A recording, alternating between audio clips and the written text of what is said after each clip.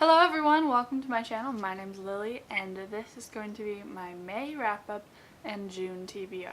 I've said all I need to say, so let's get started. The first book that I finished in the month of May was called Lily on the Hill. I was drawn to this because it had my name on it. It's a historical fiction set in Seattle in 1906. This book is about a family living on a hill which the city wants to level, and supposedly this leveled area would later become the site of the Space Needle. I'm not sure how historically accurate this book is. In the beginning of it, there was kind of a disclaimer about how things might have been altered a little bit to fit the narrative, which usually means this story is not completely true. It would be interesting to know how much of it actually was true. Whether the actual events were true or not, I really liked the book. I thought it was super cute. Although I was never around in 1906, I felt transported back to that era. It was a really good setting and nice writing. I liked it a lot. Yes, I'm a little bit biased because my name is in it. The main character is 9 or 10, I think. It follows her life and it's just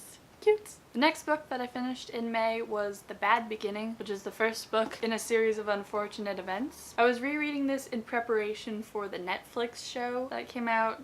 I think it was last year already. I wanted to reread it to refresh my memory because I first read almost the entire series like years ago, when I was young. I decided that I didn't want to keep rereading all the books though, so I'm just gonna hope that my memory serves me well. If you haven't read this series, it's a really good series. It's about a family of children who are orphaned and then sent to live with a stranger. It's all very unfortunate, but so funny. So there's that. Next book I finished in May was Into the Land of the Unicorns. My sister recommended this to me and I was not disappointed. It's hard to say what this book is about because it's so short. If I tell you like what the premise is, I'm pretty much telling you what the first half of the book is. So I will just say that it is about a young girl who discovers that she has access to a world of unicorns. And by the cover you can see, yes, there is a dragon too. It's really cute and it made me laugh a lot. I don't know if it was supposed to be funny. It's just so funny the way that she's so little and then she's thrown into this really overwhelming journey and she's trying to make sense of it. She's worried about the little things and it's just really cute. This is a series and I don't know whether I'll read the next book or not because I don't know, I feel like the first book was enough for me, but I might.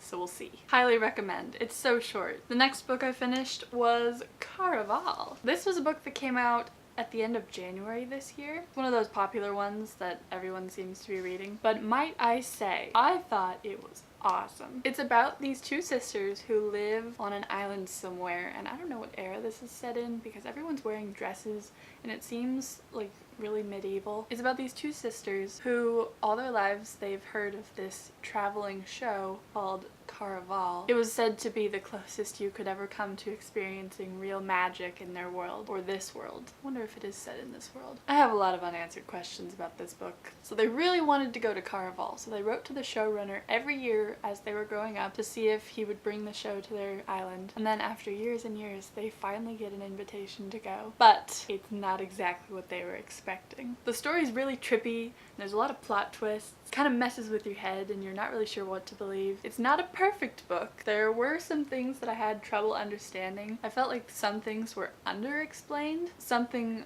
would be mentioned and I would be like, wait a second, I don't know anything about that. Was I supposed to know something about that? Yes. So I felt like it could have been longer. Like they could have added in more to help me understand the story a little better. So I can see how some people might not like this, might be confused by it, kind of like I was with Passenger, but I liked it and I can't wait to read the next one. Probably comes out next year.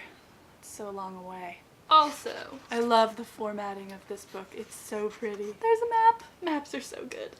Good book. Please read. The last book that I read this month was called Out of the Easy. So here's the story behind this. I really wanted to read another book by this author because she wrote Salt to the Sea, which I read last month and I totally loved. So this is a historical fiction. And this is set in New Orleans in the French Quarter, which I've been interested in lately because it's a very interesting place. So here's what the book is about. It's about this girl named Josie who lives in the French Quarter and she kind of gets caught up in like a murder. This author's writing is amazing and this story was really good, but I don't really recommend it. I didn't realize it was an adult novel as opposed to a young adult novel. This book deals with a lot of tricky topics. If you read the synopsis, you'll get an idea of what those are, and all these topics are thoroughly visited in the book. If you're a young adult like myself, I would recommend her other book, Salt to the Sea. If you want to read a synopsis of the book to learn more and see if it's something that you do want to read, because it is good, it's just that like it's an adult book, so you have to use your own discretion. I will link both the Goodreads page for this book and also a review that Common Sense Media did. I really like that website. They'll tell you what's in the book so you can decide if it's something that you really want to read. So I'll have those linked below. Those are all the books that I read in May. Now I will briefly mention the books that I'm planning to read in June. When I say planning to, it means, hey, that would be really fun to read in June. Maybe that'll happen. Oftentimes it doesn't. The first book I just want to get out of the way real quick because I keep talking about it and I know that it's everywhere. This is For Whom the Bell Tolls by Ernest Hemingway.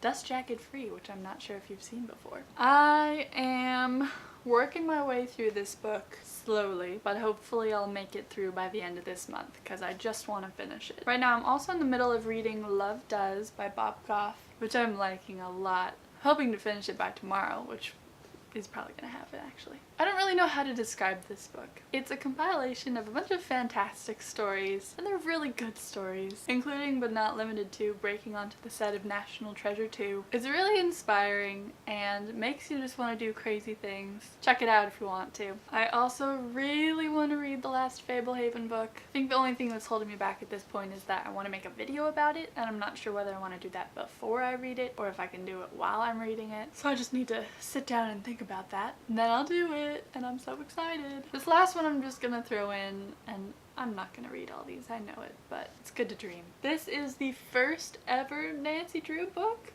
I think. It's called The Secret of the Old Clock, and I've read one Nancy Drew book in my life. I don't know which one it was. So I heard that this was the actual first one, so I figured this would be a good place to start again. So there we have it. I might read these books. I might not. Check in next month to see what actually happened. Thanks for watching. Be sure to like this video before you leave, comment if you have anything to say, and subscribe if you're not subscribed. If you watched last month's edition of this video, you'll be able to see which books I actually ended up reading. Hope you have an awesome day, and you'll see me later. Bye.